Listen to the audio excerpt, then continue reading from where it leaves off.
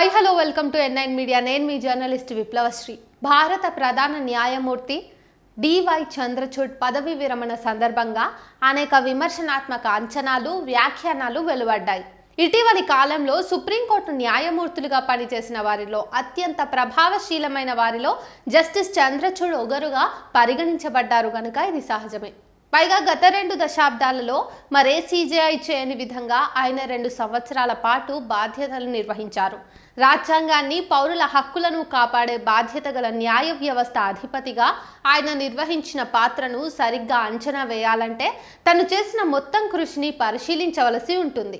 ఈ పని చేసే సందర్భంలో సిజేఐ చంద్రచూడ్ ఏ నేపథ్యంలో తన న్యాయపాలనా బాధ్యతలను నిర్వహించారో కూడా గమనంలోకి పెట్టుకోవటం అవసరం. 2వ దఫా అధికారంలోకి వచ్చిన మోడీ ప్రభుత్వం తన హిందుత్వ ఎజెండాను ముందుకు నెట్టేందుకై దూకుడుగా ప్రయత్నిస్తున్న కాలం అది. రాజ్యాంగాన్ని, పౌరుల ప్రాథమిక హక్కులను వమ్ము చేసే ఎజెండా అది. ఈ సందర్భంలోనే జస్టిస్ చంద్రచూడ్ రాజ్యాంగ సమస్యలపైన, మెజారిటీ మతతత్వ దాడిపైన ఇచ్చిన తీర్పులను చూడవలసి ఉంటుంది. ఈ కోణంలో 2 తీర్పులు, ఒకటి ఆయన న్యాయమూర్తిగా ఉండగా ఇచ్చింది, మరోటి సిజేఐగా ఇచ్చింది, కీలక పరీక్షకు వస్తాయి. అయోధ్య వివాదంపై తీర్పునిచ్చిన 5 సభ్యుల ధర్మాసనంలో జస్టిస్ చంద్రచూడ్ ఒక సభ్యుడు.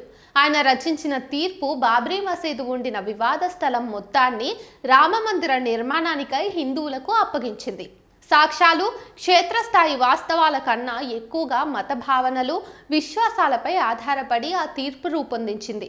బాబ్రీ మసీదు విధ్వంసం రాజ్యాంగ విరుద్ధమైన దిగ్భ్రాంతికర చర్య అని ఒప్పుకుంటూనే ఆ తీర్పు అలా రూపొందింది.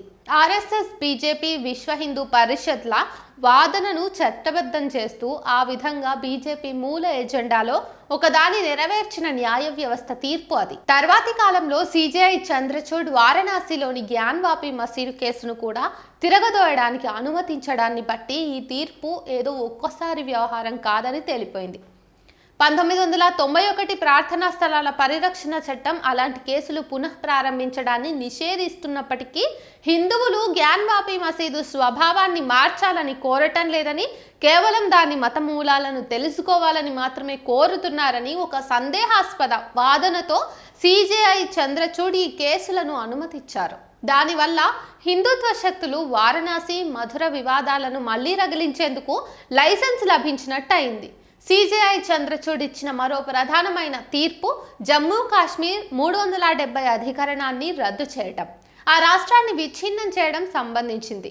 జమ్మూ కాశ్మీర్ రాజ్యాంగ పరిషత్తు ఇంకేమాత్రం ఉనికిలో లేదు గనక కార్యనిర్వాహక వర్గం 370 అధికరణాన్ని ఏకపక్షంగా సవరించే అధికారం కలిగి ఉంటుందని ఆ తీర్పు ఆమోదం తెలిపింది. రాజ్యాంగం 3వ అధికరణంలోని ప్రక్రియను ఉల్లంఘించి జమ్మూ కాశ్మీర్ రాష్ట్రాన్ని కేంద్రపాలిత ప్రాంతంగా తగ్గించి వేయటంపై తీర్పునిస్తూ భవిష్యత్తులో ఒకనాటికి మళ్ళీ రాష్ట్ర ప్రతిపత్తిని పునరుద్ధరిస్తామనే హామీని ఆమోదిస్తున్నట్టు చెప్పింది. 370వ అధికరణాన్ని రద్దు చేసిన కేంద్ర ప్రభుత్వ చర్యను ఏదో విధంగా ఆమోదించాలని మాత్రమే ఆ తీర్పు ఉద్దేశమని తప్ప మరో విధంగా అర్థం చేసుకోవడం కుదరదు.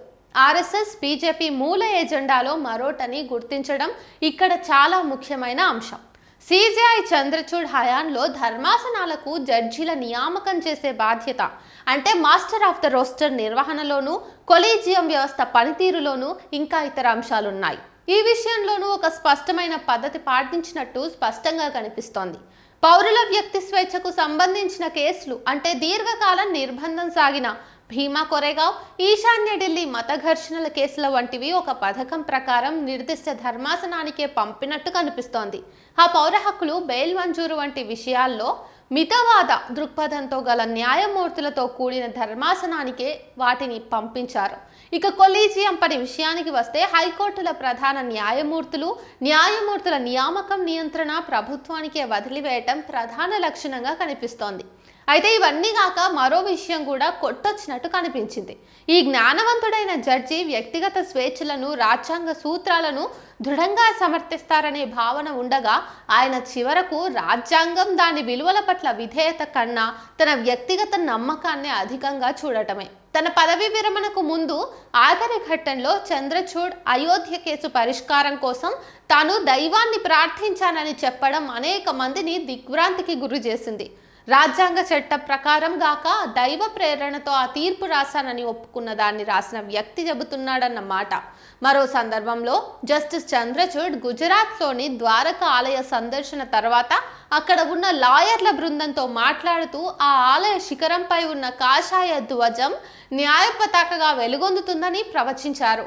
వీటన్నింటినీ బట్టి వెల్లడయ్యేది ఒకటే, కేవలం సుప్రీంకోర్టు ప్రధాన న్యాయమూర్తి ఒక్కరేగాక మొత్తం ఉన్నత న్యాయ వ్యవస్థలో మత భావనలు పెరుగుతున్నాయనే వాస్తవం. మోడీ దశాబ్ది పాలన ప్రభావంతో ఇటీవలి కాలంలో బహిరంగంగానే హిందుత్వ భావనలు ఉన్నత న్యాయ వ్యవస్థ దొంతరలో న్యాయ వర్గాల్లో విస్తరించాయి.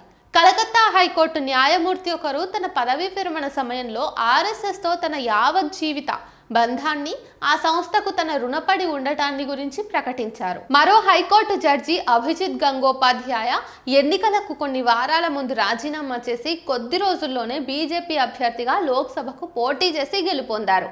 కొంతమంది న్యాయమూర్తుల ప్రాపంచిక దృక్పథం హిందుత్వతో రూపుదిద్దుకుంటున్నదని మధ్యప్రదేశ్ హైకోర్టు ద్విసభ్య ధర్మాసనం ఇటీవల చేసిన వ్యాఖ్యలు వెల్లడించాయి. రక్షణోద్యోగులు ఆర్ఎస్ఎస్లో చేరడంపై పదవీ విరమణ చేసిన ఒక ప్రభుత్వోద్యోగి వేసిన పిటిషన్ను ఆ హైకోర్టు తిరస్కరిస్తూ ఉత్తర్వులిచ్చింది.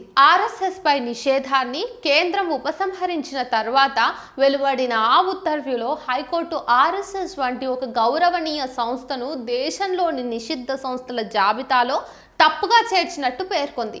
కేంద్ర ప్రభుత్వం చేసిన ఆ తప్పు వల్ల 5 దశాబ్దాల పాటు దేశానికి సేవ చేయాలనే కేంద్ర ప్రభుత్వ ఉద్యోగుల ఆకాంక్షలు అనేక విధాలా క్షీణించిపోయాయి అని పేర్కొంది. అంటే విజ్ఞానవంతులైన ఈ జడ్జీలు చెప్పే ప్రకారం దేశానికి సేవ చేయాలంటే ఆర్ఎస్ఎస్లో చేరాలన్నమాట.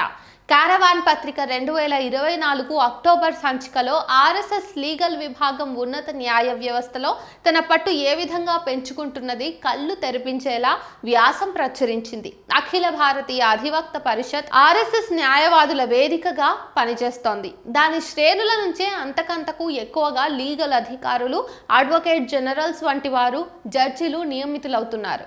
33 మంది ప్రస్తుత న్యాయమూర్తులలో కనీసం 9 మంది బహుళ సంఖ్యలో ఆ పరిషత్ కార్యక్రమాలకు ముఖ్య అతిథులుగా హాజరయ్యారని కారవాన్లో వెలువడిన వ్యాసం చెబుతోంది.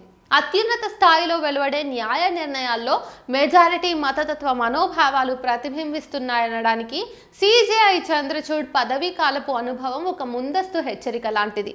మతం పైన ఉన్నత న్యాయ వ్యవస్థలో ఆర్ఎస్ఎస్ చొరబాటుకు మోడీ ప్రభుత్వం ఎలా సహాయపడిందో చెప్పే హెచ్చరిక ఇది.